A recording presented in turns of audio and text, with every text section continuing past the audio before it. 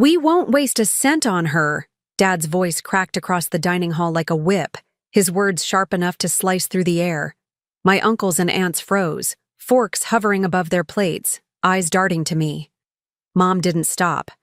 "There." She leaned back in her chair with a smug grin and added, "Her husband can pay, if he exists." The table erupted in awkward laughter, the kind that wasn't really laughter at all, more like nervous clapping at a cruel performance. Before we begin, drop a comment and tell us where are you from and from which city you're watching our videos. And after watching the whole video, don't forget to tell us, what would you do in this situation? Be honest. Tell me in the comments below. We read every comment. Let's begin. I sat there, hands folded in my lap, my nails digging into my palms, so hard I nearly broke skin. My cousin Amy whispered, loud enough for the others to hear, "Does she even have one? Maybe she made him up." A round of chuckles followed. I lifted my chin, refusing to let my face betray the heat crawling up my neck. I didn't argue. I didn't beg. Instead, I gave them the smallest smile, calm and deliberate. That smile silenced them for a moment, because deep down, they couldn't understand why someone humiliated wouldn't defend herself. Dad sneered, mistaking my silence for defeat. "Good," he muttered, clinking his glass. "At least she won't drag us into her mess anymore." But inside me, the silence wasn't defeat. It was fire. That night, I lay awake replaying every sneer, every chuckle, every dismissive glance.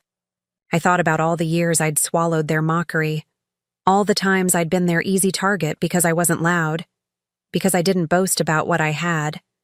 They thought my quiet meant I had nothing. Morning came too quickly. Sunlight, streaking across the curtains, and the house was still buzzing with relatives who'd stayed the night after the so-called celebration.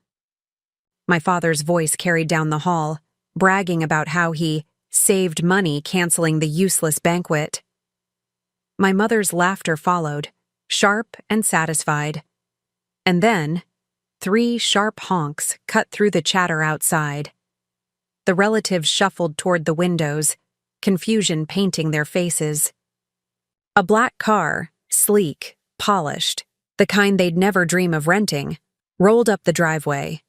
The chauffeur, in a crisp suit, stepped out with precision, his posture commanding attention. Gasps rippled through the living room. "Who is that?" one uncle asked. The chauffeur didn't answer them. He walked straight past the gawking crowd and into the house, shoes clicking against the marble floor. Without hesitation, he approached my grandfather, who was sitting quietly in the corner with his cane. Respectfully, he bowed his head slightly and extended a cream-colored envelope with a golden seal. "Mr. Carter," the chauffeur said smoothly, "this is for you. Personally signed by Mr. Reynolds." The room went dead silent. Grandpa adjusted his glasses, his weathered hands trembling slightly as he broke the seal. He pulled out a thick invitation embossed with elegant lettering. His eyes scanned the words, and then he froze. His breath caught. Slowly, he looked up at me, his voice cracking with disbelief as he whispered, "This is from your husband?" The room erupted. My mother's smirk collapsed. My father shot up from his chair, his face drained of color. My cousins swarmed like vultures, desperate to see what was inside the envelope. I stood, calm and composed, my heart hammering in my chest but my face unreadable. I looked directly at my parents, their mocking words from last night still echoing in my ears. "Yes," I said softly, but firmly. "From my husband." And in that moment, I saw something I'd never seen before in their eyes: fear. The air felt heavy, as if the house itself had stopped breathing. Grandpa held the embossed invitation in his frail hands, his lips moving silently as he reread the words. Every eye in the room was fixed on him, but no one dared speak first. Finally, his voice broke the silence, measured, serious, and trembling, with authority. "This is no ordinary banquet invitation. he said, looking at the golden lettering again. It's from the Reynolds estate, signed by your husband, Alexandra. The weight of his words crushed the smugness out of the room. My mother's smile faltered, her hand frozen around the glass of juice she hadn't lifted yet. Dad cleared, his throat trying to disguise his sudden unease. Reynolds? He scoffed, though his voice cracked. There are plenty of Reynolds out there. Could be anyone. But Grandpa shook his head firmly. No, not just anyone. The Reynolds family is one of the most influential in the state. Old money. Old power. If this is true. His eyes moved to me with a sharpness I wasn't used to. Then you've all made a terrible mistake. Murmurs broke out like fire spreading in dry grass. My cousins whispered furiously among themselves. Aunt Linda fanned herself as though the room had turned sweltering, and my uncle muttered, Impossible. She couldn't have. I rose slowly, letting my chair scrape against the marble floor, the sound deliberate and sharp. My heart pounded, but my face remained composed, unreadable. You wanted proof? I said, voice steady. There it is. Mom's voice cracked, the superiority gone, replaced with a frantic edge. Stop pretending, Alexandra. Some printed card with a fancy seal doesn't mean anything. Anyone could have made that. She turned toward Grandpa, her tone sharpening. Dad, don't fall for this. The chauffeur, still standing near the doorway with perfect posture, raised an eyebrow. Without a word, he pulled out his phone, tapped a number, and put it on speaker. A crisp male voice answered almost instantly. Mr. Reynolds's office, the voice said. The chauffeur spoke calmly, every syllable clear. This is Daniel, confirming the delivery of the invitation to Miss Alexandra Carter's family. There was a pause, then the voice replied, Confirmed. Mr. Reynolds personally requested it be delivered this morning. He'll see you all at the estate this evening. The call ended. The silence that followed was deafening. Dad staggered back as if someone had punched him. His complexion had gone pale, his arrogance dissolving into panic. Estate? This evening? His voice was barely a whisper.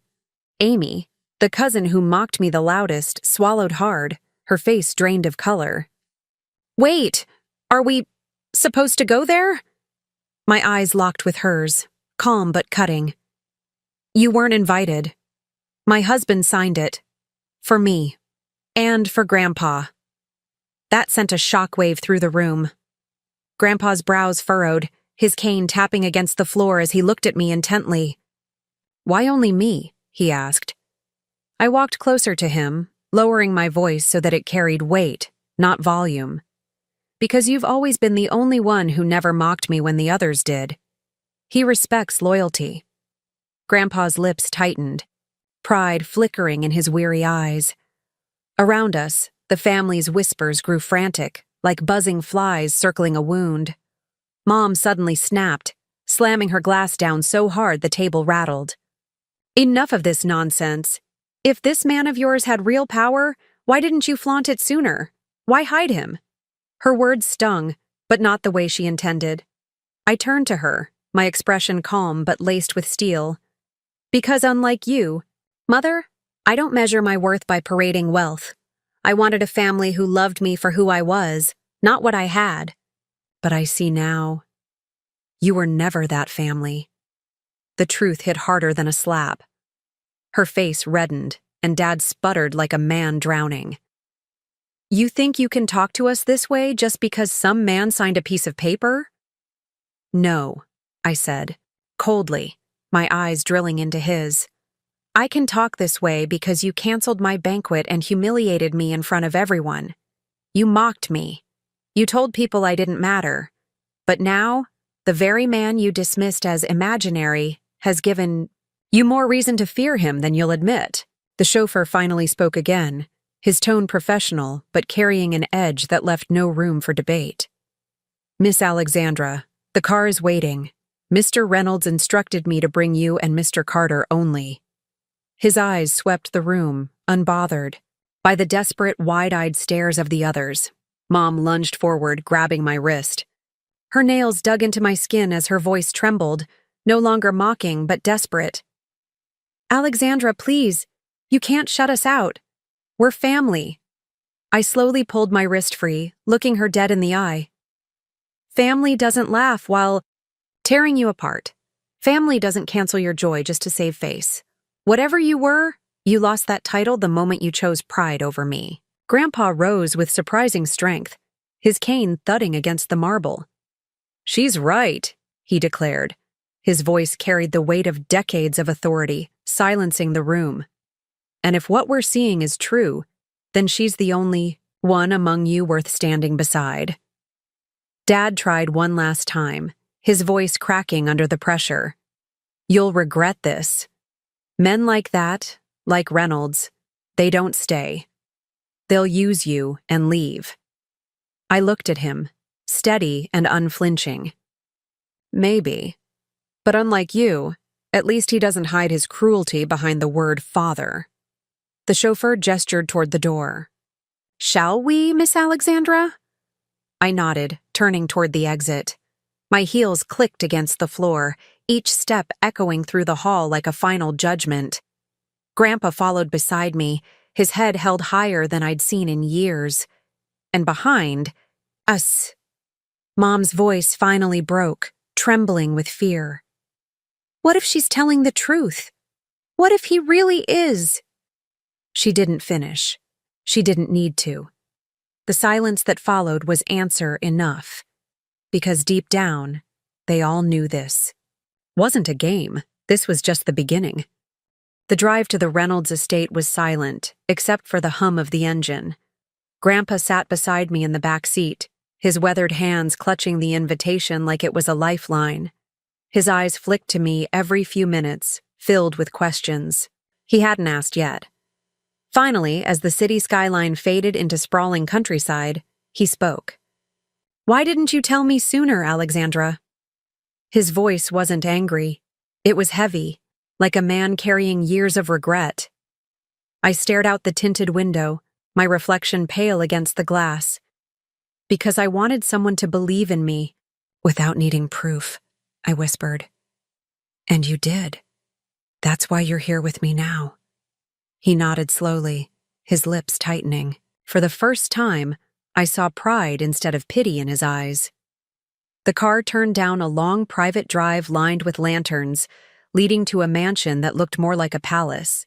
Its white stone glowed against the early evening sky, fountains spraying, water high into the air, manicured gardens stretching as far as I could see. Grandpa's cane tapped nervously against the leather seat.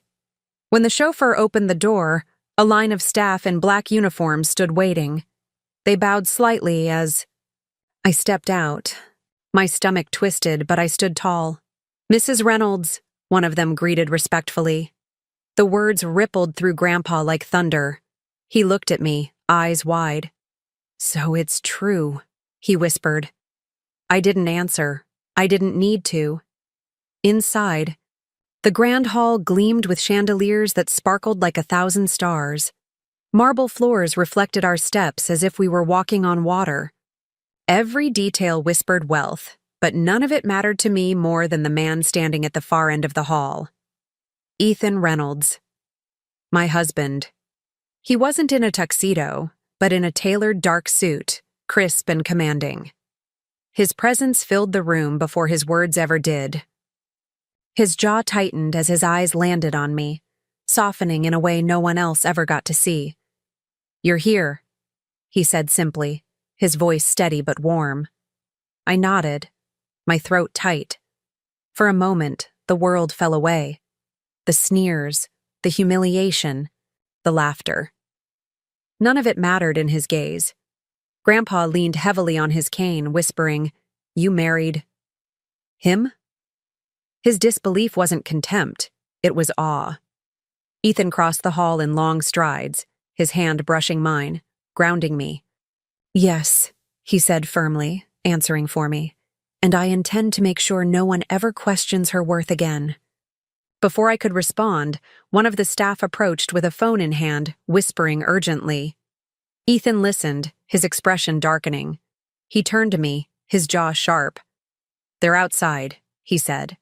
My chest tightened. "Who?" He glanced toward the doors, where voices echoed faintly even through the thick walls. "Your parents, and the rest of them." Grandpa's head whipped toward me, disbelief flooding his features. "They followed us?" Ethan's lips curled into something between a smirk and a promise. "They won't get far without an invitation." We stepped toward the massive glass doors, and there they were. My parents, my aunts, my cousins, all standing at the gates, shouting, waving their arms. Desperation painted their faces, so different from the smug superiority they wore the night before. Security held them back, professional but unmoving. Their words carried faintly on the wind. "We're family. Let us in." I froze, my breath catching in my throat. Part of me wanted to turn away. Part of me wanted them to feel every ounce of what they'd put me through. But Ethan leaned down, his voice low enough that only I could hear. "You decide. Do they stay out there, or do they come in?" My fingers trembled at my sides. For the first time in my life, the power was in my hands, not theirs. Grandpa looked at me, his eyes steady. "Whatever you choose, Alexandra. Sure it's for you, not them." I stared through the glass at the family who had mocked me, canceled my banquet, laughed at my silence, and now, stripped of their arrogance, they were begging for a place at the very table they'd once denied me. The decision would define everything, and I knew, when I opened my mouth, they would never forget what I chose. The shouting outside grew louder, echoing through the estate gates like the cries of beggars at a palace door. My mother's voice pierced through, frantic and desperate. "Alexandra, we're your family. Don't do this." For years, those words, "we're your family," had been twisted ropes they used to bind me, to silence me, to remind me of my place beneath them. But now, standing behind reinforced glass, with Ethan's hand resting protectively at the small of my back, those same words sounded hollow. Ethan leaned closer, his voice a low current of calm power. "Say the word, and they're gone." Chest rose and fell, the weight of choice pressing down. Grandpa, steady on his cane, watched me with unblinking eyes. He didn't interfere. He didn't plead. He knew this wasn't his decision to make. It was mine. I stepped forward, heels clicking against the marble until I stood at the threshold. The guards opened the doors just wide enough for my voice to carry out. My parents' faces snapped. Toward me, relief flooding them as if they truly believed I would save them from humiliation. I let the silence stretch, my eyes sweeping across every familiar face. My mother, trembling but still trying to stand tall. My father, jaw clenched in defiance, masking fear. My cousins, wide-eyed and whispering among themselves. Finally, I spoke. My voice was steady, cold, but not raised. "Last night, you canceled my banquet. You mocked me. You laughed when I was silenced.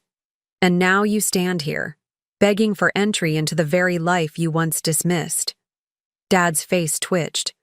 "We didn't mean it like that. You know how families joke." I cut him off, sharp and unwavering. "That wasn't a joke. That was cruelty. And you enjoyed every second of it." Mom's mask cracked, her voice breaking as tears welled. "Please, Alexandra, don't shut us out. We made a mistake. But we're still your parents."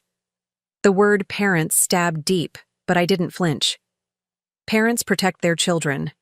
Parents don't strip them of dignity in front of a room full of relatives. You stopped being my parents the moment you decided my worth was a burden.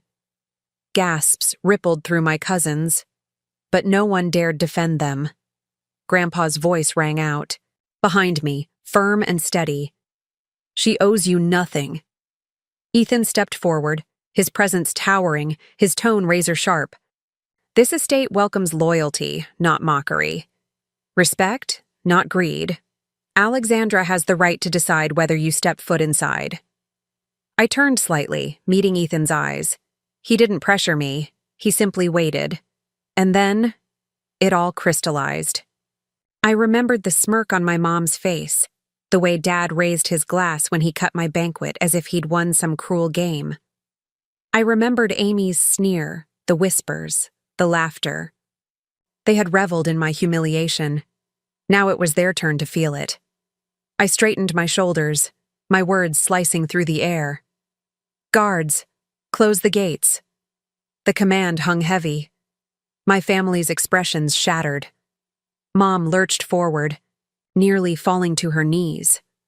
Dad's face twisted in fury, shouting something that dissolved into nothing as the heavy gates clanged shut in their faces. The sound was final, irreversible. Behind me, Grandpa exhaled, a mixture of pride and sorrow in his eyes. You've done what they forced you to do. They made their bed, and now they're lying in it. I turned to him, my voice softening for the first time. I didn't want revenge. I wanted respect. But sometimes, the only way to earn it is to stop giving people the chance to break you. Ethan took my hand, squeezing it gently. His voice carried the final judgment. Tonight, Alexandra is no longer the girl they mocked.